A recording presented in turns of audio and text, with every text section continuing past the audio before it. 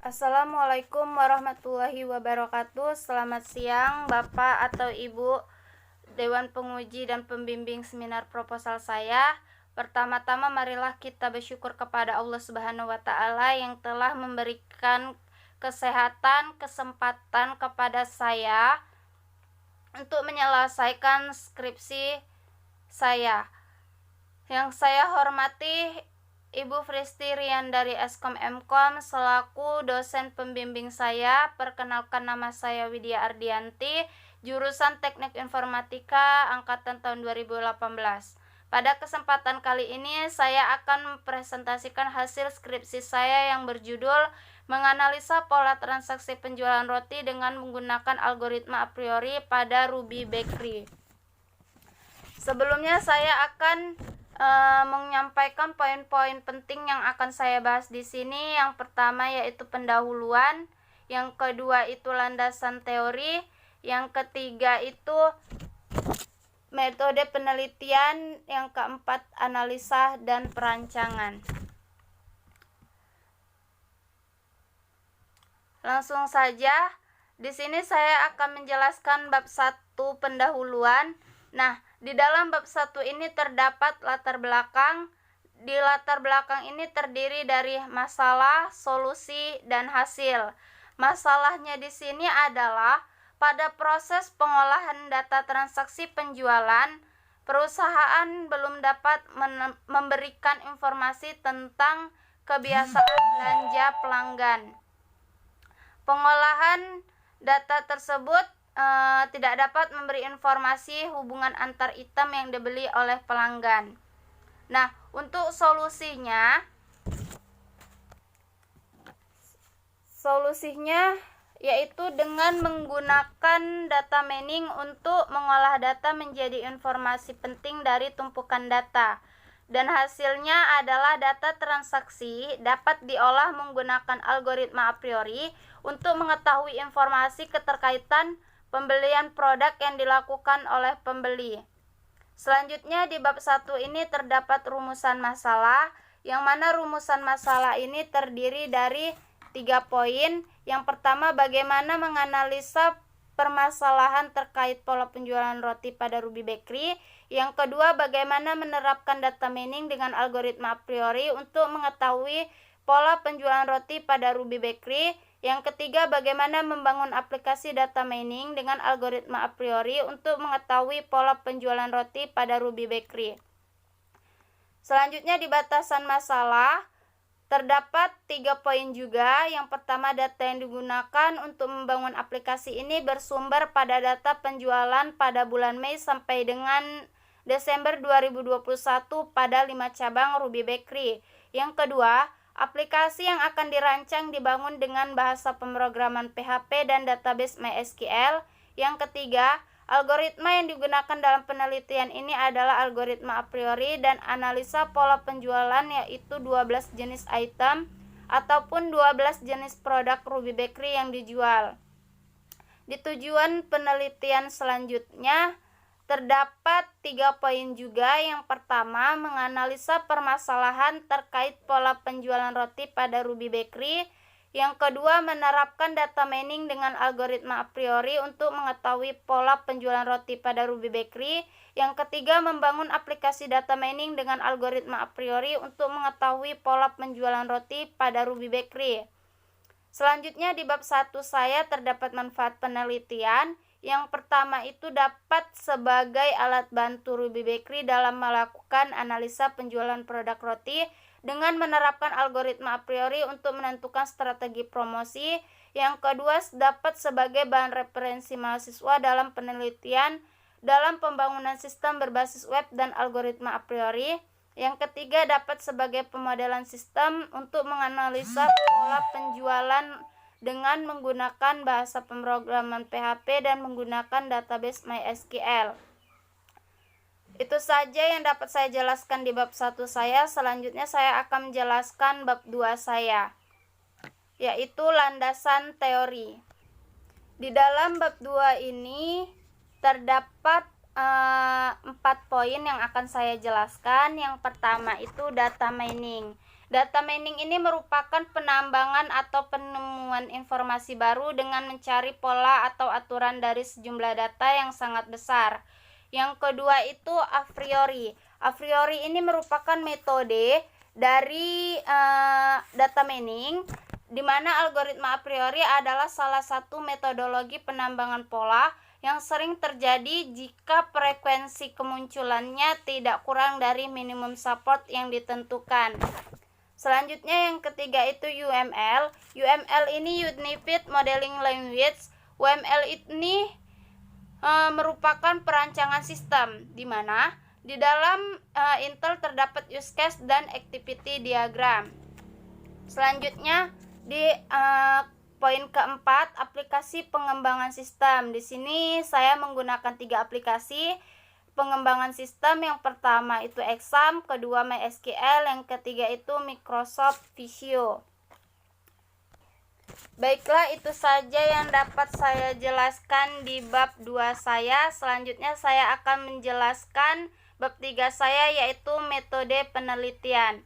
Nah, di dalam metode penelitian ini terdapat kerangka kerja sistem. Pertama-tama, dalam pembuatan sistem kita harus melakukan pengumpulan data. Setelah kita mengumpulkan data yang dibutuhkan untuk pembuatan sistem, maka kita akan menganalisa masalah. Nah, setelah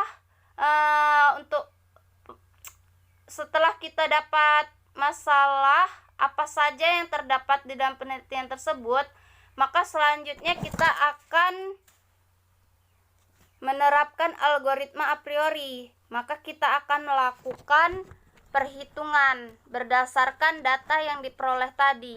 Nah, setelah kita melakukan perhitungan dan perhitungannya itu selesai, selanjutnya kita akan melakukan pembuatan perancangan sistem.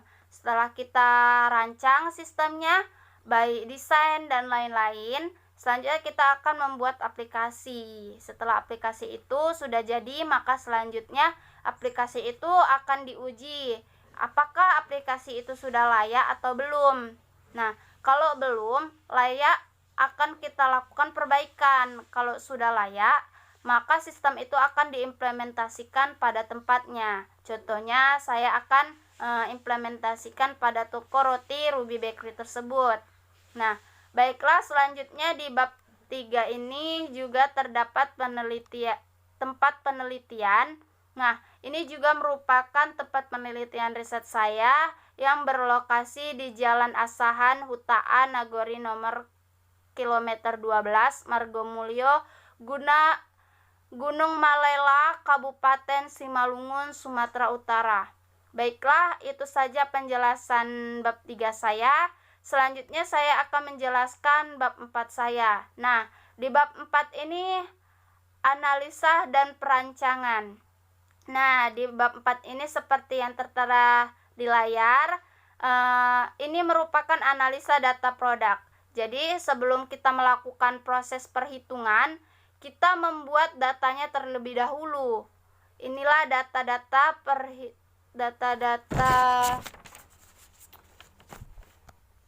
yang saya peroleh di sini.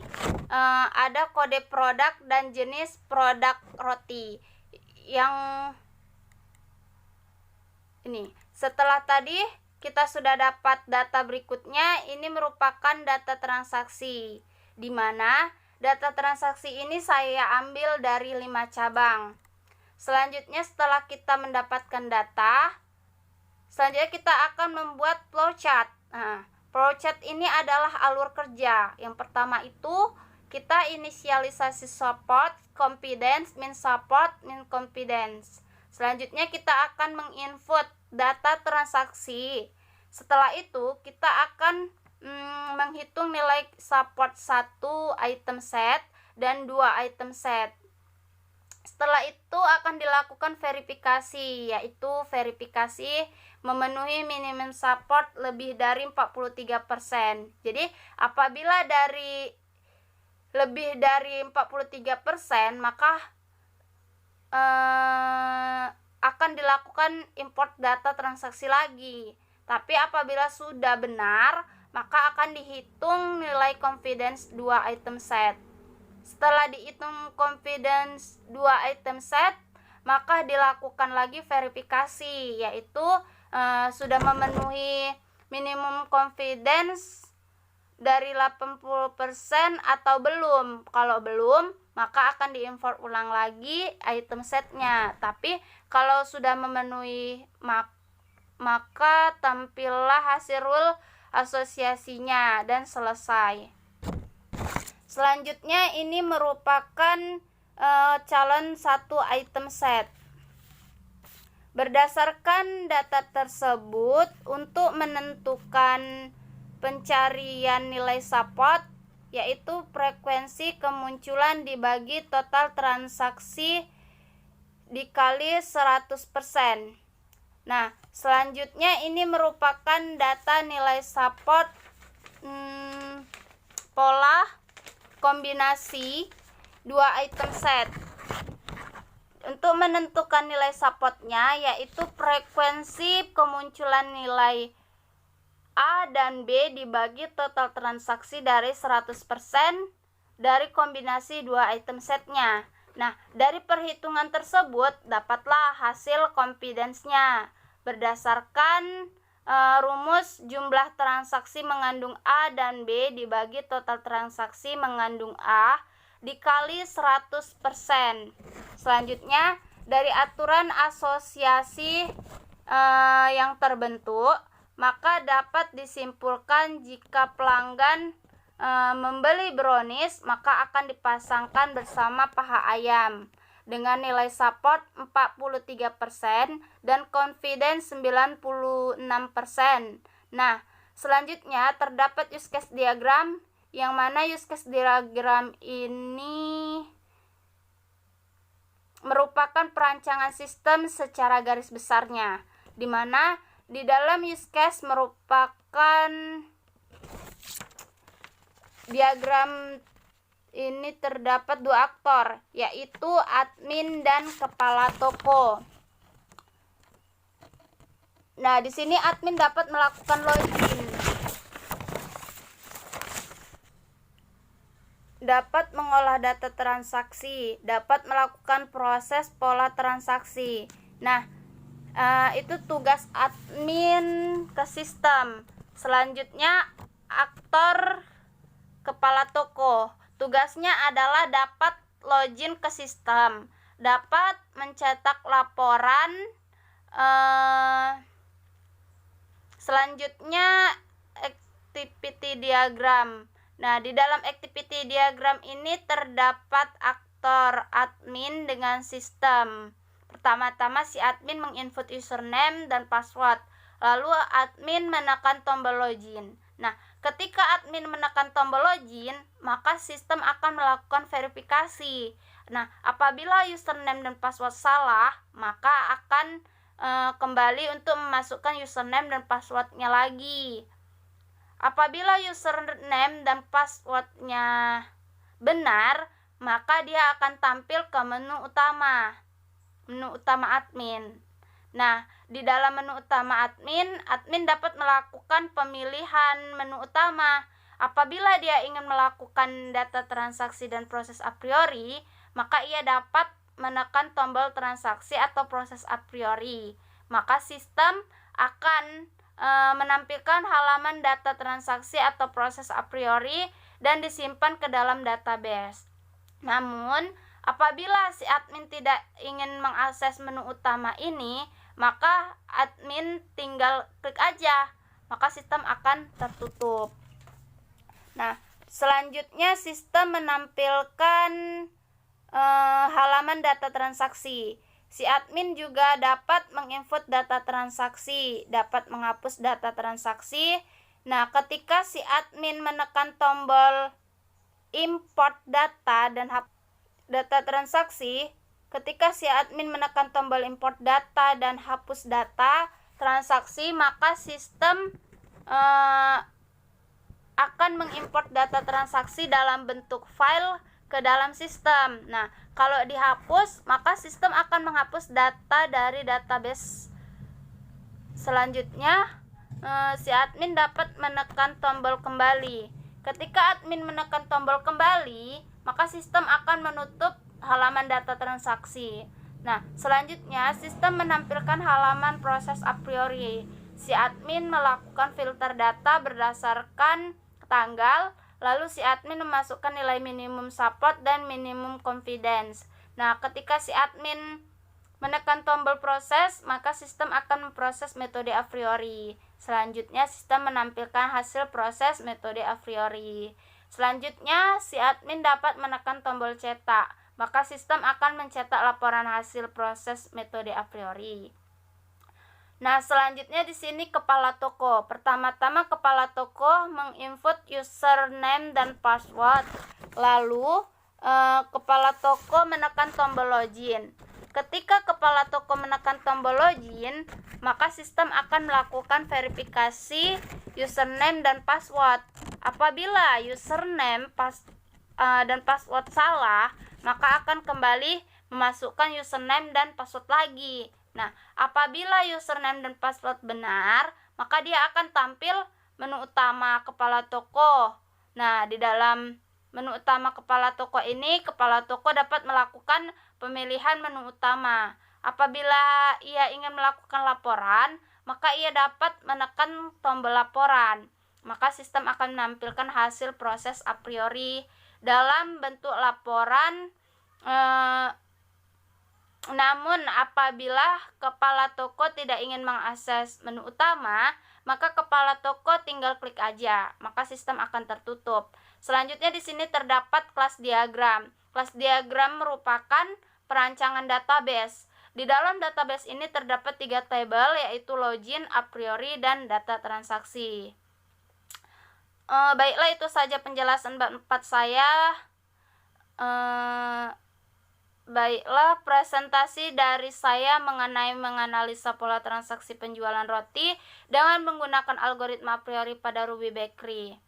Selanjutnya saya persilahkan untuk Bapak atau Ibu untuk memberikan saya saran dan kritikan terhadap skripsi saya.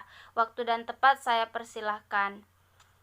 Nah, baiklah, saya ucapkan terima kasih kepada Bapak atau Ibu yang telah memberikan saya saran dan kritikan terhadap skripsi saya. Mudah-mudahan skripsi saya ini ke depannya lebih baik lagi dan saya akan memperbaiki revisian dari Bapak atau Ibu tadi. Mohon maaf apabila salah penyampaian dalam seminar proposal hari ini.